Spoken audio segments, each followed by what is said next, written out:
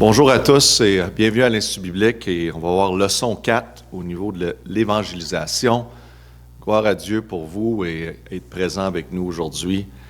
C'est merveilleux qu'est-ce que le Seigneur fait en Afrique, au Congo et Brazzaville, très excité à propos de qu'est-ce que le Seigneur fait et aussi à Pointe-Noire et amen, gloire à Dieu pour Sibiti et aussi Bambama bientôt. Gloire à Dieu, je sais qu'il y en a parmi vous qui viennent de la région de Bambama. Maintenant, vous êtes dans les autres endroits. Donc, le Seigneur continue à ouvrir des portes, c'est merveilleux. Continuez à prier pour ces opportunités que le Seigneur ait aussi de continuer à s'occuper de tous les besoins qui sont impliqués avec cela. Pour nous, c'est un grand privilège de continuer d'en faire partie et on est très heureux pour votre désir de vous approcher de Dieu. Amen. Donc, on va continuer l'évangélisation, mais avant de commencer l'étude, on va chanter « J'ai la joie dans mon cœur ». Oui, j'ai la joie dans mon cœur. Amen. Donc, peut-être vous ne la savez pas, mais vous allez l'apprendre. La semaine passée, j'attendais que vous nous envoyiez la cantique sur vidéo et pas tous les instituts bibliques l'ont fait. Donc, je vous donne la dernière chance. Si vous ne le faites pas, je vais être là la semaine prochaine. Vous comprenez? Je vais être là. Et je vais amener mon ami averti aussi. Ça va être le jugement. OK? On chante de tout cœur. Oui, j'ai la joie dans mon cœur. Joie dans mon cœur. Oui, j'ai la joie dans mon cœur. Joie dans mon cœur. Ou joie dans mon cœur. Ou joie dans mon cœur. Oui, j'ai la joie dans mon cœur. Joie dans mon cœur, la joie de mon Sauveur. On va chanter encore, il y a d'autres versets, mais on va pratiquer selon lui. On répète la même chose souvent, donc vous êtes capable de l'avoir, OK? Oh oui, j'ai la joie dans mon cœur, joie dans mon cœur, joie dans mon cœur. Joie dans mon cœur, oui, j'ai la joie dans mon cœur, joie dans mon cœur, la joie de mon Sauveur. Oui, j'ai la paix dans mon cœur, parfaite paix, parfaite paix, parfaite paix. Oui, j'ai la paix dans mon cœur, parfaite paix. La paix de mon Sauveur. Vous savez, c'est des cantiques pour des enfants, ça, d'à peu près 5 à 6 ans, 7 ans. Mais je vais vous dire, moi, j'ai 35 ans. Amen? C'est ça? Non. J'ai 52 ans, puis j'aime bien ces petites cantiques. Puis si le Seigneur vous permet d'enseigner les enfants à travers de l'Église, ou avoir, bien sûr, quand on fait de l'évangélisation, devant les enfants, c'est plaisant de chanter ces cantiques, donc c'est une belle opportunité pour cela. On va regarder ensemble dans leçon 4, une stratégie. Une stratégie, et on va prier, Père éternel, merci pour cette journée. Merci, Père, pour le salut et la paix que nous avons dans nos cœurs, la joie que Jésus-Christ a apportée dans nos vies. Et Père, le plus qu'on s'approche de toi, le plus qu'on réalise tous les bienfaits, toutes les bénédictions.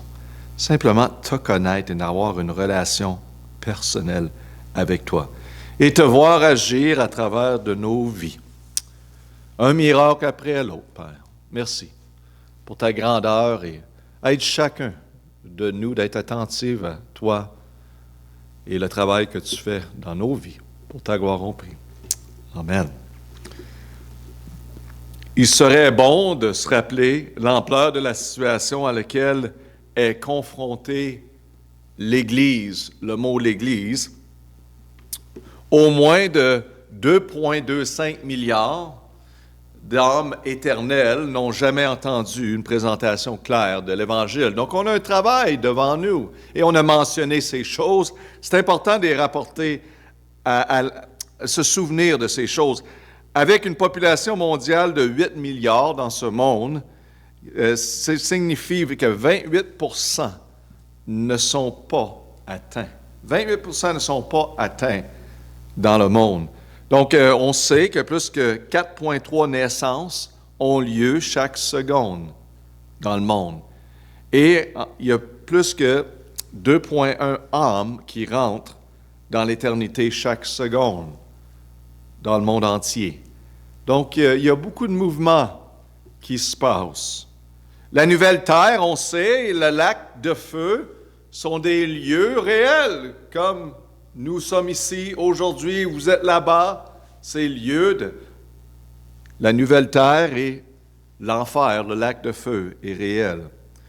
Telles sont les réalités auxquelles sont confrontés ceux à qui était confiée cette mission, le mot mission. Donc, on réalise qu'on a un défi devant nous. Le monde sont perdus, ils s'en vont vers l'enfer, et c'est à nous qui connaissent la parole de Dieu. Bien sûr, il y a plusieurs chrétiens dans ce monde, il y a plusieurs bonnes églises, plusieurs personnes qui prêchent, mais ça prend du monde. Et la Bible nous dit dans Matthieu 28, 19, on sait ces paroles, « Allez donc, instruisez toutes les nations, les baptisant au nom du Père, du Fils et du Saint-Esprit, et leur apprenant à garder tout ce que je vous ai commandé. Et voici, je suis avec vous tous les jours jusqu'à la fin du monde. » On est bien réassurés comme chrétiens, comme Église, qu'on partage la parole de Dieu. Dieu sera avec nous à travers de cette mission. Donc, frères et sœurs, si cette génération de l'âge de l'Église veut remplir fidèlement sa direction de la grande commission, nous devons faire certaines choses. Premièrement, nous devons apprendre à présenter l'Évangile à ceux que nous connaissons et à ceux que nous ne connaissons pas. Nous devons apprendre à présenter l'Évangile, c'est le mot.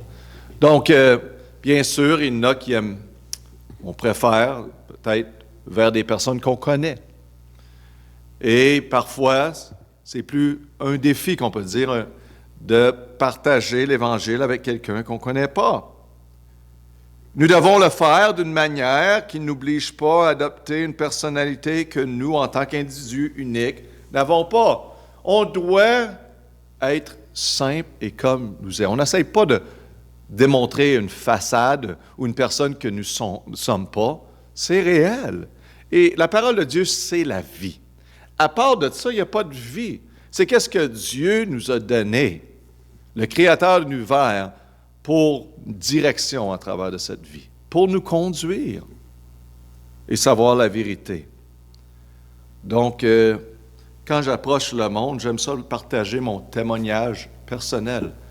Qu'est-ce qui est arrivé dans ma vie? J'étais religieux, j'allais à une église, j'entendais toutes sortes de choses, mais je ne savais pas vraiment la vérité. On suivait les traditions. Mais quand je suis venu à la parole de Dieu, Dieu a ouvert mes yeux, je l'ai reçu comme Seigneur Sauveur, après que quelqu'un a prêché et j'ai reçu le message de l'Évangile.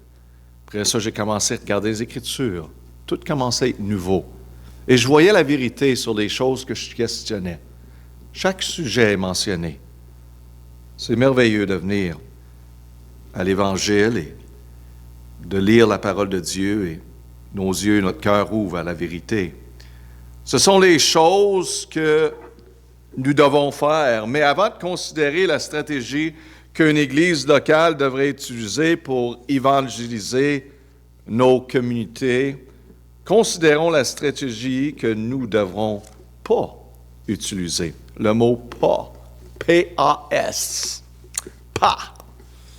Ce que la stratégie d'évangélisation de l'Église ne devrait pas être. Donc, là, ça va sembler être un conflit. Qu'est-ce que je vais dire? Mais prenez le temps d'écouter parce que l'Église, c'est vraiment pour les croyants, OK? Donc, juste écoutez bien pour mieux comprendre. Mais inviter un croyant à l'Église. La présentation suivante n'est pas destinée à être utilisée pour empêcher un incroyant, OK, de venir dans l'Église. Il doit au contraire être chaleureusement accueilli et leur donner la meilleure des places pour entendre l'Évangile. Donc, comprenez bien. Mais quelle est la raison principale de l'Église? Cette discussion n'a pas non plus pour but de décourager les parents et les grands-parents de rechercher l'aide de l'Église locale pour élever leurs enfants et leurs petits-enfants qui sont probablement ou peut-être pas sauvés. En ce qui concerne la stratégie d'évangélisation, une certaine pratique existe au sein de nos églises aujourd'hui. Et je vais vous dire, mes amis, les églises aujourd'hui, on en a plusieurs aux États-Unis, qui sont là d'accueillir le monde, oui, ils accueillent, mais le message de l'Évangile est tellement dilué à travers de tellement d'activités pour vraiment apporter les non-sauvés. Et on ne s'occupe pas vraiment de ceux qui sont sauvés en vraiment prêchant la parole de Dieu. Écoutez bien, qu'est-ce qui arrive? D'une manière ou d'une autre, nous devons amener tous ces gens là-bas à venir ici, là où nous sommes, afin que notre pasteur puisse leur présenter l'Évangile. Donc, c'est ça le monde. Ils disent à tous les incroyants, venez à l'Église afin que le pasteur, ça semble être bien que ce que je dis, mais écoutez bien, il ne faut pas oublier certaines choses de notre responsabilité et la raison pour l'Église. Et nous ferons tout ce qu'il faut pour y venir. S'ils veulent un terrain de basket, s'ils veulent de la musique rock, qu'on peut dire, on va leur donner qu'est-ce qu'ils veulent afin qu'ils viennent à l'Église. Voyez-vous comment que ça peut diluer assez rapidement? S'ils veulent une extravagance musicale, nous leur présenterons une extravagance musicale. S'ils veulent un spectacle de chiens et de poneys, nous ferons venir un cercle à 3 pistes. Notre Église offrira au public tout ce qu'elle veut pour amener tous ces gens à venir ici et là où nous sommes afin que les professionnels puissent leur dire comment être sauvés. Après tout, ils ont été formés pour ces genres de choses. Nous ne l'avons pas fait. Donc, aujourd'hui, l'emphase de l'Église a changé de quelle elle était au début établie pour les croyants. Donc, les messages, vous voyez, personnellement, quand je prêche aux croyants et aussi donne l'opportunité à ceux qui ne connaissent pas le message de l'Évangile, mais souvent, je ne passerai pas tout le temps à prêcher l'Évangile. Je ne dis pas qu'il y a des moments que vraiment on fait une journée spéciale, mais il ne faut pas oublier que combien de personnes, maintenant, j'ai des personnes qui viennent à notre église qui vont me dire, à certaines églises qu'ils allaient par avant, c'était juste le message de l'Évangile. Puis il dit, la majorité des personnes qui étaient assises étaient sauvées. On entendait et on recevait du lait et non de la viande. Voyez-vous la fonction de l'Église? Bien sûr, les non-sauvés, c'est très important. Mais il ne faut pas oublier pourquoi que notre Seigneur a établi l'Église. Et ça le dit bien dans les Écritures.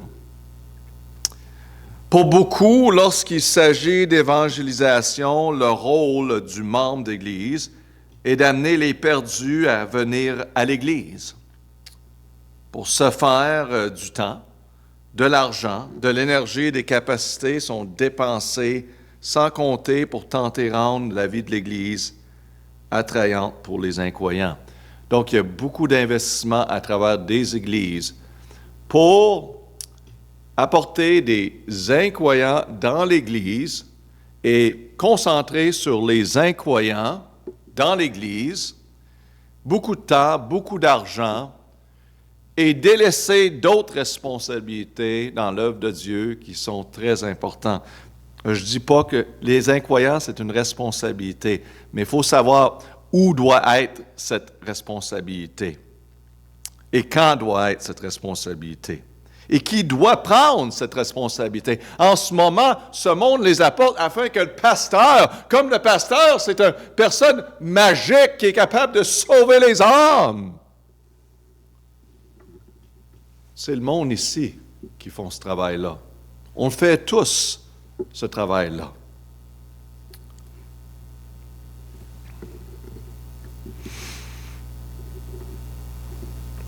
Donc, si les bancs parviennent à attirer les non-sauvés sur leur campus, ils auront fait ce qu'on attendait d'eux. C'est à partir de là que la chair s'en chargera. Que veut dire qu'on met toute la charge sur la chair, ou que la charge doit être sur les croyants, de faire ce travail-là. Et on va voir ici. Donc, quelles sont les conséquences de cela?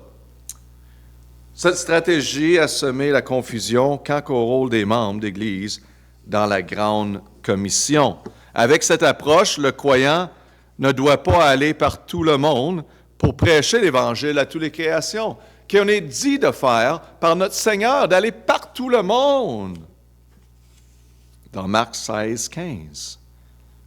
Non, mais il doit plutôt aller dans le monde entier pour inviter toutes les créations à venir entendre son prédicateur. Comme son prédicateur, il est vraiment plus spécial et il a ce don de sauver.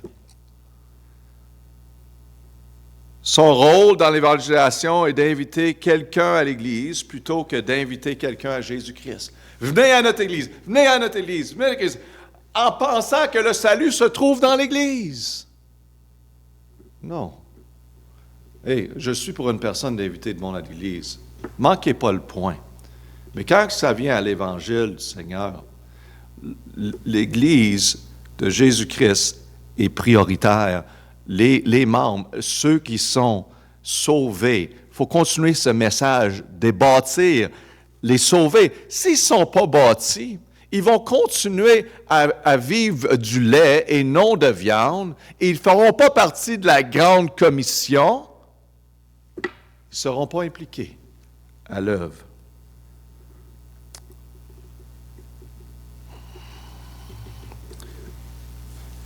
Telle que la tradition de l'homme, mais ce n'est pas la volonté de Dieu. Selon Éphésiens 4, c'est le banc. Le banc, ça représente les personnes, les membres, et non la chair qui est principalement chargée d'expliquer aux perdus la merveilleuse nouvelle du salut par la foi en Jésus-Christ.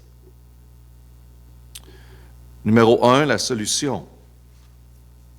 Dans Éphésiens 4, 11, 12, nous lisons que le Seigneur Jésus place au sein de chaque Église locale certains individus, dotés de certains dons pour accomplir une certaine intendance. Le ministère auquel ils sont appelés est d'équiper tous les autres croyants dans l'Église pour qu'ils servent Christ. La Bible nous dit dans Éphésiens 4, 11 et 12, c'est aussi lui qui a établi les uns apôtres, les autres prophètes, les autres évangélistes, les autres pasteurs, docteurs. Pourquoi? Le perfectionnement des saints, pour l'œuvre du ministère, pour l'édification du corps de Christ. Dieu établit, il a mis en place différentes personnes avec différents dons, afin de compléter l'œuvre, de bâtir les saints. Ce qui nous intéresse particulièrement est que certains de ces individus doués sont des évangélistes. Leur responsabilité est d'équiper, le mot équiper, les saints pour une œuvre de service particulier, c'est-à-dire de partager l'Évangile. Les dirigeants de l'Église devraient faire ressortir ceux qui sont doués en tant que tels et les exhorter à former leurs membres au message unique de la croix et aux diverses méthodes qu'ils peuvent utiliser. Donc, en disant ça, non, nous, sur le banc, on parle des personnes assises, devons apprendre ce qui est ce message. Ce qu'est ce message. Numéro 2, nous, sur le banc, devons apprendre quelle méthode unique nous vient le plus naturellement. Donc, c'est bon d'être confortable, puis de pratiquer et connaître la parole de Dieu, les versets bibliques. Quand on parle avec quelqu'un, j'ai des versets bibliques que normalement je vais utiliser, je vais partager mon témoignage personnel et leur donner opportunité, les amener, comme je dis, à la rivière, ou qu'ils peuvent prendre de l'eau eux-mêmes. Je ne peux pas boire pour eux.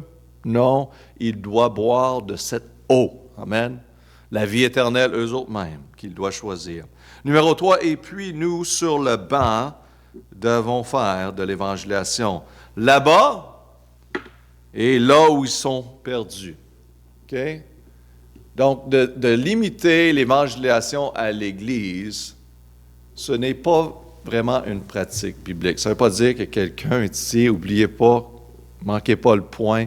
Oui, il y a des personnes qui viennent à l'Église, peut-être se sauver, on ne sait pas le cœur de l'homme, peut-être en Afrique, qui sont avec nous, gloire à Dieu, nous sommes très heureux, OK? Manquez pas le point. Mais le point principal de l'Église, c'est de former, enseigner et de bâtir les saints. Okay? Ce n'est pas tout restructurer l'Église et refaire l'Église et mettre les saints un peu de côté et leur donner simplement du lait afin que pour 2-3 personnes qui sont peut-être parmi nous, qui n'ont pas l'Évangile de Jésus-Christ, qui ne connaissent pas, si quelques de ces chrétiens auraient pris l'information de ces personnes-là et dit, regarde, hey, merci d'être ici, cette semaine, ça me ferait plaisir, on peut-tu prendre un café ensemble ou sortir et prendre le temps avec eux? Parce que de juste venir à l'Église ne les rendront pas sauvés, vous comprenez? Il doit comprendre. Et souvent, de la chair, on ne peut pas passer le temps et donner l'Évangile au complet à quelqu'un, à chaque fois. Et donc, vraiment, le point, c'est que les chrétiens, ceux dans les bancs, s'impliquent à l'œuvre de l'Évangile. Cette stratégie a compromis le niveau de maturité dans l'Église locale, on vient de le dire. Compromis. Et j'ai entendu ça de d'autres personnes, de d'autres églises, comme j'ai mentionné tantôt, mais je continue de l'entendre, que l'Église se conforme à changer toute leur façon de plateforme et accueillant, parce que maintenant, la puissance du message semble plus intéressant à la nouvelle génération. Donc, il faut les accueillir. De quelle façon? Il faut changer la façon, il faut changer notre musique, il faut changer nos activités, il faut devenir plus comprenable à la vie du péché et acceptable. Oh, que l'Église manque. Amen. On doit prêcher à ce niveau-là si on veut que le monde monte à ce niveau-là. Et c'est pas qu'on en met plus que la parole de Dieu, mais la parole de Dieu est ici, mes amis. On ne commencerait pas à amener le niveau de la parole de Dieu ici. Donc, cette stratégie a compromis le niveau de maturité dans l'Église locale. Le ministère du pasteur enseignant consiste en partie à expliquer la parole de Dieu. Okay? Notre responsabilité, c'est vraiment expliquer la parole de Dieu au troupeau de Dieu, afin qu'ils puissent être de fidèles intendants de la vérité, forts dans la foi, diligents dans l'obéissance, respectueux dans l'adoration et passionnés dans le service. C'est une place où on charge, par la grâce de Dieu, les saints à aller partout à travers le monde. Ils sortent d'ici comme une armée. On est prêt à faire les changements. On est prêt à atteindre notre monde. On est prêt à impliquer les principes dans notre foyer. Voyez-vous?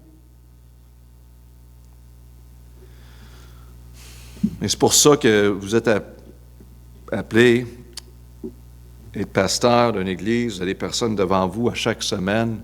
Il faut prendre à cœur. On n'arrive pas ici, je ne sais pas trop quoi prêcher aujourd'hui. Je n'ai pas eu le temps de me préparer. Bon, on va lire quelques versets ensemble, et espérons que ça va être mieux la semaine prochaine. C'est sérieux. On ne joue pas avec cela. On n'est pas parfait ici, je vais le dire, je suis le premier à le dire, je ne suis pas parfait. Mais si je l'appelle le pasteur, et je dois m'impliquer à le faire. Et il y a des fois que je suis devant mon Seigneur, puis je dis, Seigneur, je ne sais pas quoi prêcher. Vous allez m'entendre demain. En ce moment, c'est une journée avant que je suis en train d'enseigner en ce moment. À ce point-ci, je vais prêcher demain. Je ne sais pas ce que je vais prêcher demain, mais le Seigneur va me mettre à cœur quelque chose. Je ne suis pas sûr encore, j'ai des idées. Voyez-vous, il faut dépendre sur lui dans n'importe quoi. dépendre sur lui. Donc, si le but du service dominical, la réunion est évangélique, si c'est ça le but, et le public ciblé, c'est l'évangile, du prédicateur se déplace nécessairement vers les incroyants, ce qui signifie que la majeure partie de son sermon sera utilisée pour expliquer l'Évangile aux perdus plutôt que la viande de la parole de Dieu aux sauvés. Je suis très sensible qui est ici, quand il vient, puis je ne connais pas les cœurs, comme vous ne connaissez pas le cœur. Mais on entend des témoignages, certaines personnes qu'on connaît, ça fait un autre temps, qui ont un témoignage de salut qui est assez clair, n'est-ce pas? Et on ne sait jamais. Mais, tu sais, parfois, tu vois des personnes venir, puis tu sais, vers la fin, vous allez voir, je donne une opportunité de venir parler par la suite, avoir un temps. Donc, c'est bien, on doit continuer cela. Donner l'invitation, parce que même ceux qui se disent membres, on ne sait pas leur cœur, on ne sait pas. Et donc, on continue à permettre le monde, bien sûr, mais on ne passe pas toute la réunion à donner l'Évangile, à moins que c'est un temps spécial ou qu'on sait qu'on a fait une journée spéciale, des invités. Donc, qu'est-ce qui arrive? C'est ça, le lait est donné, il n'y a pas de viande qui est donnée, semaine après semaine.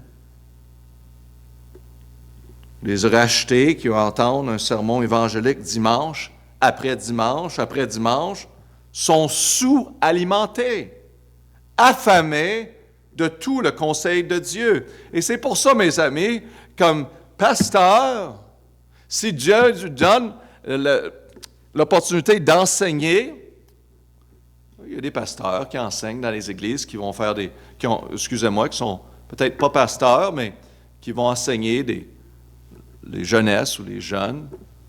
C'est correct. Mais il faut être prêt. Il faut être prêt.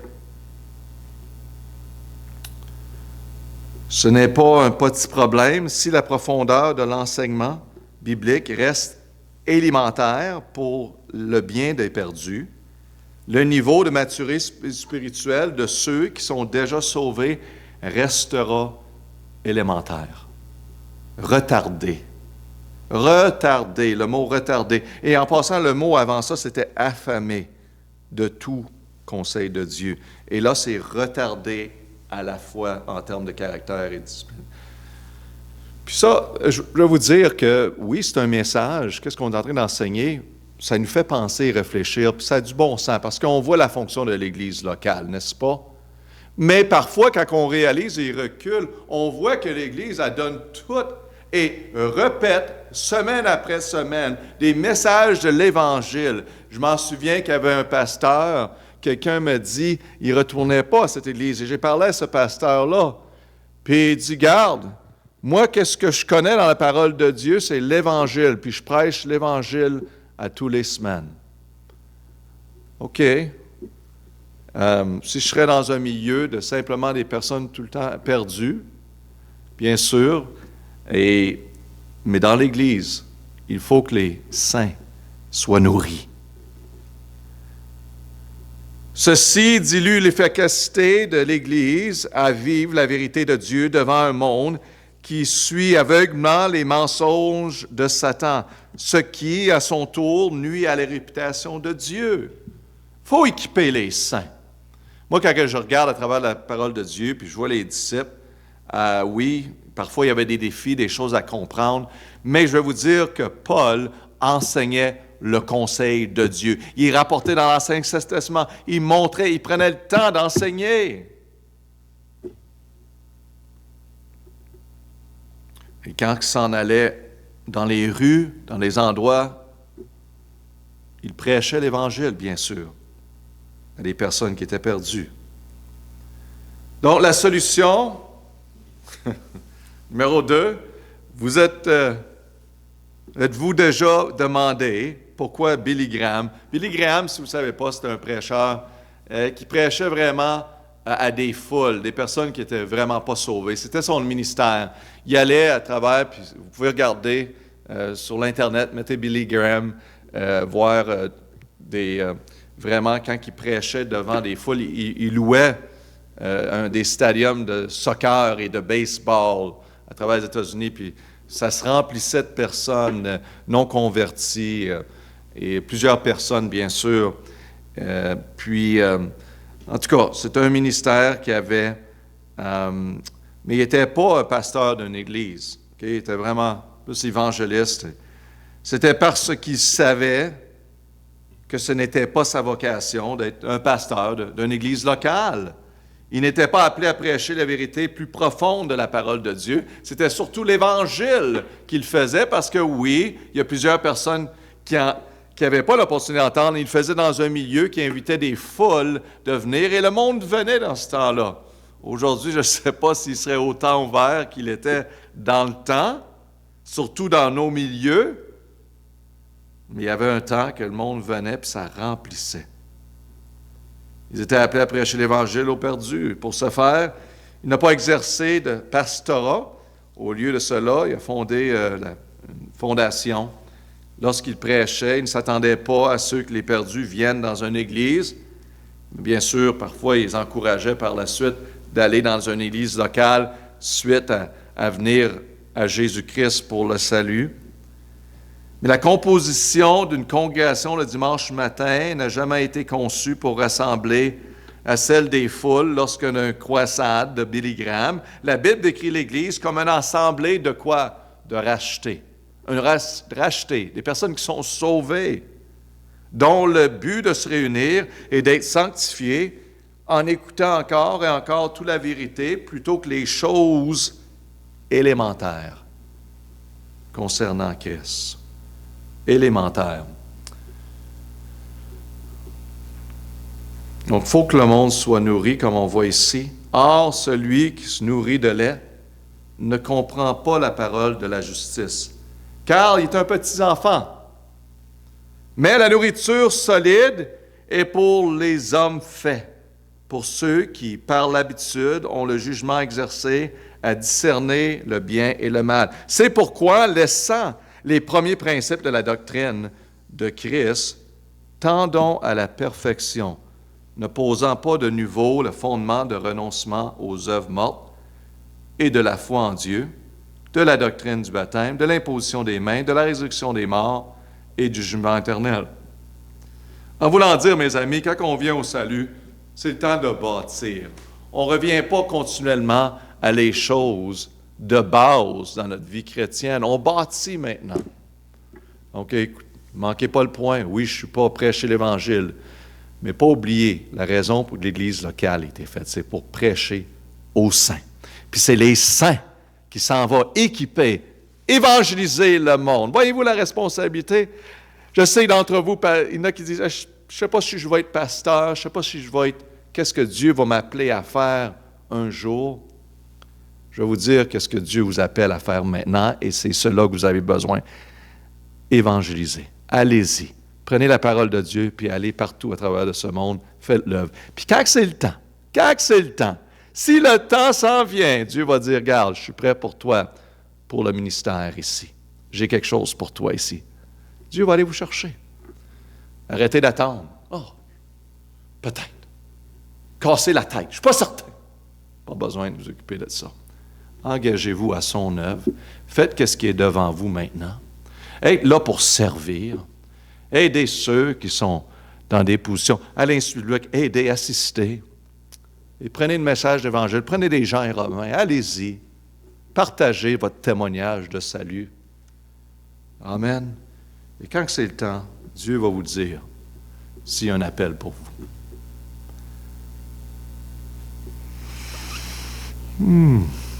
Amen. C'est un homme quoi qui est appelé à prêcher l'Évangile aux perdus, qu'il soit béni 10 000 fois, un peu comme on a vu. Mais s'il croit que sa vocation, alors, que c'est là sa vocation, alors il devrait remettre la chair à celui qui est appelé à expliquer la parole de Dieu à ceux qui sont déjà sauvés, concentrer plutôt son attention sur ceux qui ont désespérément besoin du salut. Moi, je connais des personnes qui sont plus comme évangélistes, puis ils s'en vont dans les rues, puis c'est merveilleux. qui font partie d'une église locale, mais ne sont pas pasteurs. Puis, bien sûr, leur but, c'est de conduire des personnes au Seigneur, prendre la parole de Dieu. C'est Dieu qui sauve les cœurs. Et c'est merveilleux. Et c'est ça qu'on devrait faire, aller. Et souvent, qu'est-ce qui arrive à travers de cette idée-là, qu'on attend que le monde vienne à l'Église, et notre emphase, c'est que le monde perdu vienne à l'Église afin d'être sauvé. On est en train de lancer un message que le salut se trouve en venant à l'Église. Vous comprenez? Au lieu de prendre le temps avec eux, puis dire, OK, regarde, je vais parler de lui, je vais te parler de mon témoignage, parler de comment tu peux avoir la vie éternelle en Jésus-Christ, montrer à travers la parole où qu'ils sont. Et bien sûr, vous pouvez les inviter à l'Église, mais comprenez que ce n'est pas attaché avec la vie éternelle, l'Église. Cette stratégie ici restreint l'offre du salut uniquement à ceux qui sont prêts à venir à l'Église, comme j'ai dit. Numéro 3. Un chrétien a écrit un livre, il mentionne « D'où avons-nous eu l'idée que les gens non convertis brûlent du désir de s'habiller le dimanche matin au lieu de dormir? Hein? Débordant du désir de se venir dans une église avec une soif insatiable d'études bibliques. » Donc, le mot « salut » en passant, l'offre du salut, et le mot « remplir ». En effet, il existe une énorme population d'incroyants qui n'ont aucune intention de mettre les pieds sur un campus religieux ou une église. Comme sont-ils censés d'entendre la bonne nouvelle du salut? Et ça, c'est vrai. Et moi, je vais vous dire que oui, je me trouve parfois, je dis, les incroyables, venez à l'église, et l'histoire devient, je t'invite à l'église, je t'invite à l'église, ou qu'on devrait aller et les rencontrer à quelque part. Amen? Et on s'est tous trouvés là. Puis je sais également moi-même. Et bien sûr, je prends les opportunités que j'ai avec du monde. Et oui, je vais les inviter à l'Église quand même. Mais je pense que l'emphase devrait être, ce monde sont inconvertis. Ils n'ont même pas le désir qui brûle de devenir comme un chrétien qui veut s'assembler avec les autres. Comment qu'on peut s'attendre qu'ils vont venir ici? Et souvent, c'est un très bon point. Comment qu'ils vont entendre la bonne nouvelle vraiment? Si dans l'Église, bien sûr, on consente de prêcher les saints. Et il ne comprendra pas tous les messages qu'on prêche. Et je vais vous dire que les témoignages de plusieurs chrétiens, des familles, c'était de quelqu'un qui est allé à leur maison, quelqu'un qui était allé rencontrer, peut-être un membre de la famille, puis les autres par la suite. Allons-y. La solution, nous devons leur apporter l'Évangile lorsque nous parcourons notre monde de l'autre côté de la clôture du voisin, ou peut-être autour d'une tasse, d'un café, inviter quelqu'un, en discutant autour du foyer de patio, pendant une pause déjeuner à l'école peut-être, vous prenez le temps avec quelqu'un, partagez l'Évangile, en discutant en famille ou entre amis lors d'une réunion, en étant assis à côté d'un individu dans un avion ou dans un autobus, etc. Vous comprenez? Puisqu'une grande partie du monde ne viendrait pas à nous, vous le savez. Ils ne rendront pas tous ici dans l'Église pour venir nous voir. Donc, nous devons apprendre à offrir le pardon de Dieu là-bas, là où ils sont perdus. Numéro 4, cette stratégie crée une fausse assurance du salut parmi les membres d'Église perdus. Il est dangereux d'assimiler, se mettre en règle avec Dieu, est allé à l'Église. Quand l'emphase devient « viens à l'Église, viens à l'Église, viens à l'Église », vous comprenez, comme on vient de dire? Ça devient que le monde réalise « bon, mon salut se trouve-tu dans cette Église-là? Ah, je viens à l'Église, donc je dois être sauvé. » Même si on n'enseigne pas ça, mais on continue à pousser et mettre l'emphase sur cela, surtout vers les incroyants, et même les autres personnes vont commencer à dire « wow, c'est une fausse impression ». Cela ne devrait jamais non plus être ce que la chair communique au banc. Et je sais que tellement de pouces aujourd'hui d'avoir des grands nombres de personnes dans l'Église. On a eu 5000 personnes aujourd'hui. Wow! On a eu 500 convertis. Ah oui? Le monde aime tellement les chiffres. Moi, j'aime les âmes. Et bien sûr, le but, c'est de voir plusieurs personnes venir au Seigneur Jésus-Christ. Plusieurs des saints vivent selon l'appel que le Dieu a pour eux. Ça, c'est merveilleux. Mais on réalise que c'est une personne à la fois, mes amis. Moi, j'aime bien voir la maturité des chrétiens. Même si ce n'est pas un grand groupe, on voit une unité et maturité. Parce que le reste va venir. Si on est bien équipé, bien formé dans la parole de Dieu, vous allez voir une croissance, c'est certain. Et on le voit avec notre Seigneur Jésus-Christ, mais ça ne veut pas dire que le monde va tout courir après. On est dans le monde, mes amis. Vous allez voir une croissance dans votre vie et dans votre ministère. Une personne à la fois. Bien-aimé, la fréquentation, le mot Christ ici, lorsque des membres sont encouragés à inviter les perdus à l'Église plutôt qu'à Christ. Voyez-vous l'importance? On invite le monde, où, à qui? À Jésus-Christ. C'est le but. Bien-aimé, la fréquentation de l'Église ne rend pas quelqu'un acceptable aux yeux de Dieu, OK?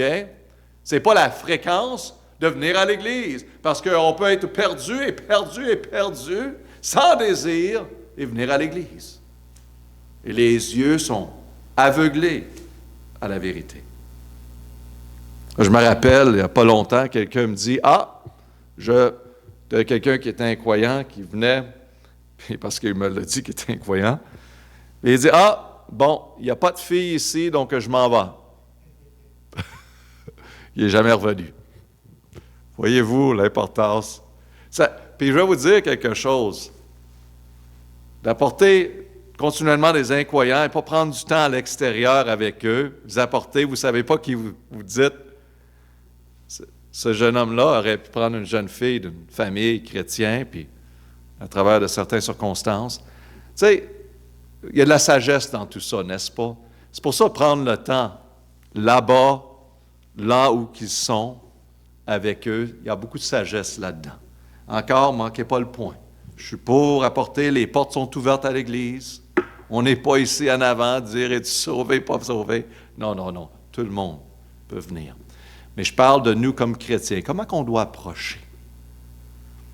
Comment le pasteur doit voir l'Église? Prêcher à les saints. Donc,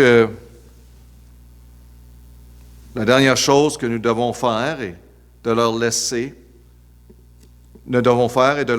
la fausse impression selon lequel assister au service religieux fait même partie de la solution à ce problème. Et ce n'est pas le cas. Ce n'est pas simplement d'assister que ça va régler. Au niveau du salut, bien sûr. C'est pourtant la démarche que nous les encourageons à franchir. Il n'est pas étonnant qu'il y ait des personnes qui assistent sont dans les bancs les dimanches, après dimanche, avec des vies dépourvues de fruits spirituels. Et pire encore, beaucoup d'entre eux ne savent pas que quelque chose ne va pas. Ils ne reconnaissent même pas. Chers amis, Jésus-Christ n'est pas mort pour transformer une personne sans Église à une personne ecclésiastique. En voulant dire, ce n'est pas de prendre des personnes non sauvées pour les amener dans l'Église. Il est mort pour qui? Pour transformer un condamné en personne pardonnée. C'est le but. Pour donner la vie spirituelle à une personne spirituellement morte. Un pécheur ruiné n'est pas sauvé en s'associant à un groupe de pécheurs rachetés. Amen. Il n'est pas sauvé parce qu'il est fidèle à tous les dimanches, à toutes les réunions, à tous les instituts bibliques. Ça ne le fait pas plus sauvé qu'un autre. Vous comprenez? Ça ne veut pas dire qu'il est sauvé. Le salut, c'est venir à Jésus-Christ. Seulement lui peut nous sauver. pas parce qu'on fait partie du groupe religieux. Il est sauvé, donc le mot s'associant, il est sauvé en plaçant sa foi dans le Rédempteur Jésus-Christ. Il n'y a pas d'autre façon, mes amis. Je suis très heureux que vous venez de l'Église, l'Institut biblique, mais reconnaissez aujourd'hui que c'est la foi en Jésus-Christ qui vous sauve. La solution, en finissant ainsi, mes amis, un peu long aujourd'hui, nous devrons arrêter de dépendre de quelqu'un d'autre pour faire notre travail. Au lieu d'inviter les perdus à l'Église pour qu'ils puissent entendre l'Évangile de notre pasteur, nous devons nous-mêmes apprendre à partager l'Évangile. Donc, remettons les choses en priorité. Et bien sûr, vous êtes nouveau, jeune et tout ça, besoin d'assistance, demandez à quelqu'un d'autre que vous connaissez, qui connaît l'Évangile, qui peut la partager, de venir avec vous. Je me rappelle ces opportunités-là, quand j'étais jeune chrétien, je ne savais pas trop comment partager, j'apportais tout le temps quelqu'un avec moi. Je dis, viens, moi je vais faire les rencontres, j'ai des familles, des amis, puis toi tu vas parler, moi je vais juste écouter. J'ai fait ça pour à peu près 1 an de temps. Puis lui, il aimait ça. Il dit, oh oui, t'as encore une autre personne, t'as encore d'autres personnes. Oui, j'ai beaucoup de personnes que j'ai connues à travers dans ma vie. Maintenant, je suis chrétien, puis je voulais aller rencontrer pour partager l'Évangile. Pas tout le monde a dit oui, mais il y en a qui ont reçu le Seigneur Jésus-Christ. C'était merveilleux. Et j'ai appris de cette façon.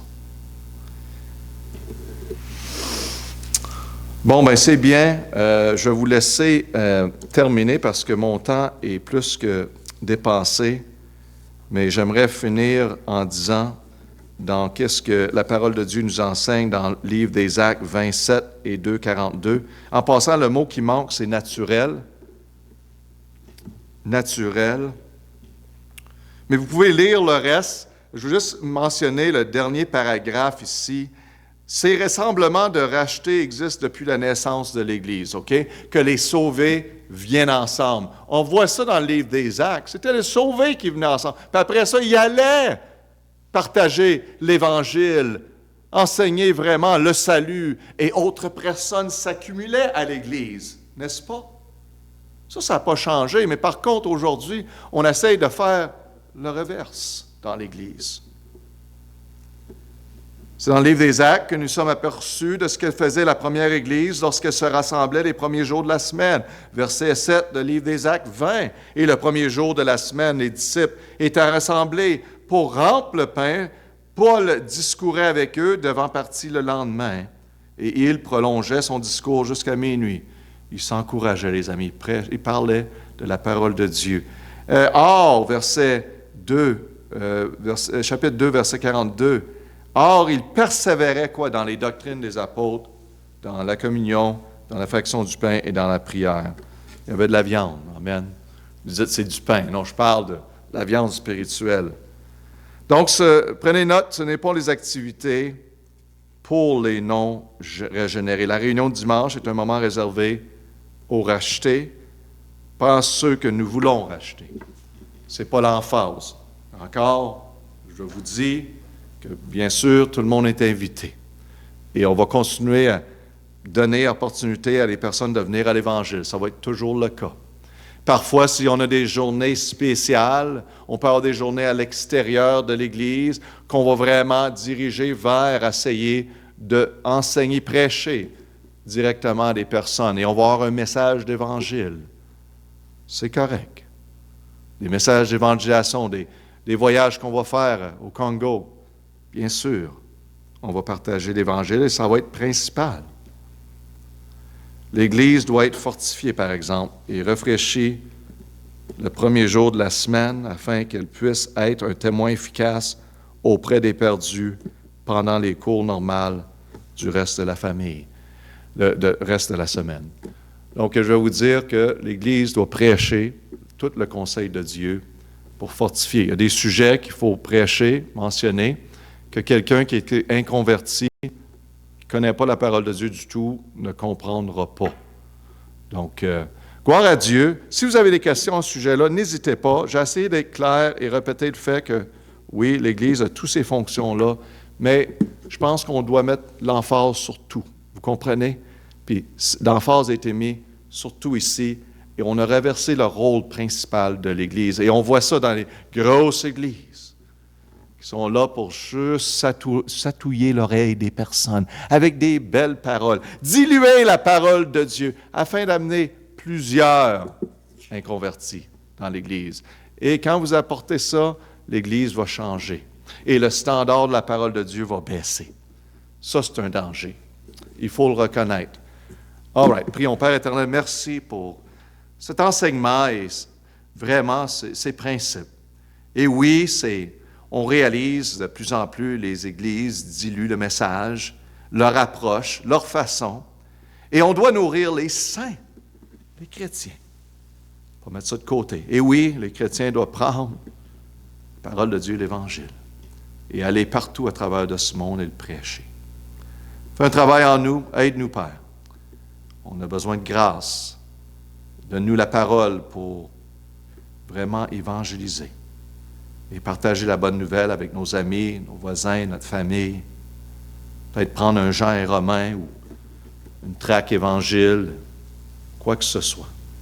Fais un travail pour ta gloire. Au nom de Jésus. Amen.